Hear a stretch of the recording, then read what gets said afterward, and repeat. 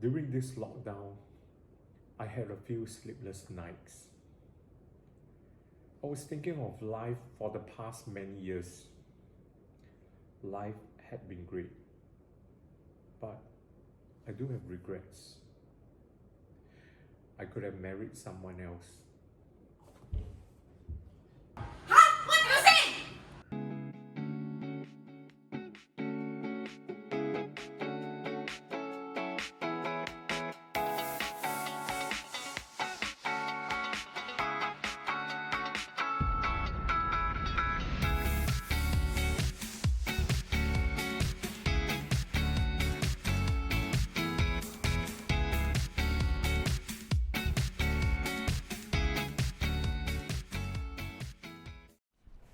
Hey, hi guys, welcome back to the third episode of my channel. Now, I would like to thank you again for the very valuable feedback that you had given me so far, and I hope that you can continue to give me very valuable feedback for my future episode.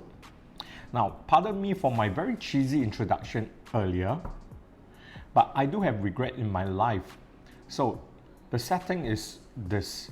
Back in 2005, 15 years ago, I came back from overseas and my father gave me $100,000 to invest. Now, as a young man who is foolish enough, I made the first investment and make a loss of $8,000. From then on, that part of money had been in my fixed deposit. So, by right, fixed deposit is the most safest investment ever because of the lack of volatility. However, suffering from a common man mistake, 2007 I bought my first car, 2008 I got married, to 2012 I got my first HDB. The mistake were that I dipped into this pocket for funds. So the result is that thereafter there isn't much left to date. And the biggest regret today is that if I were to invest the money back in 2005 with the correct advice, with the correct statistics shown to me and the right mindset, I would have been better today. Now, lately I have been thinking there's two options available. Back in 2005, what if I went on to buy DBS shares? Back in August 2005, just to set a date without any consideration, I was just set in August 2005, not 8. The share value was $15.50 per share. Okay, so out of 100,000, I could have gotten 6,000 shares. Now, 6,000 shares, and let me fast forward the scenario. August 2005 till May 2020 to date. Okay, the share had gotten about $11.50 per share of dividends. So these are profit. Now, if I backtrack a little bit, it seems not very logical, but do let me explain.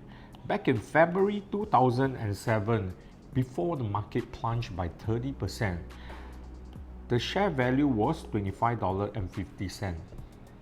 Okay, so all in all, throughout this 15 years, if I bought the share back in August 2005 till date, I would have gotten a nearly 130k of profit from the rise in the capital and also the dividend that I had received.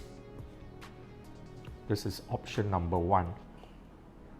Okay, 130k profit from the 100k investment that I placed in 2005.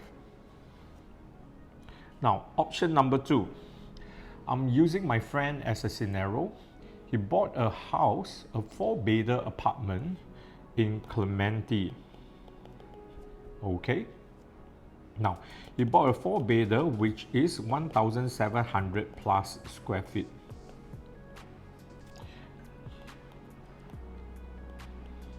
For 760K. Now, to you and any audience, this will be a ridiculously cheap price compared to today.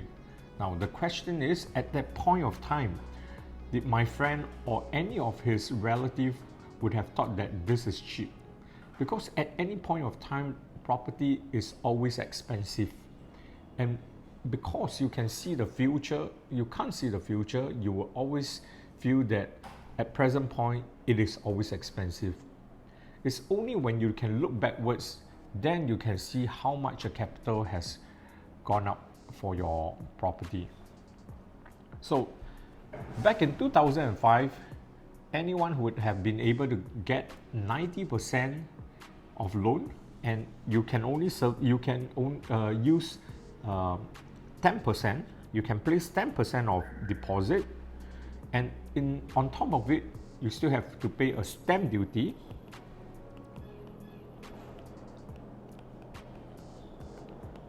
Stamp duty of 3%.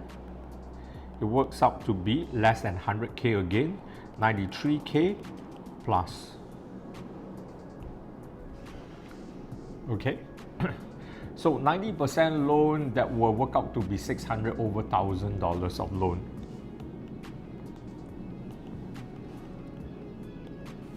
Which works out to be $2,600 plus per month, based on about 2% interest rate.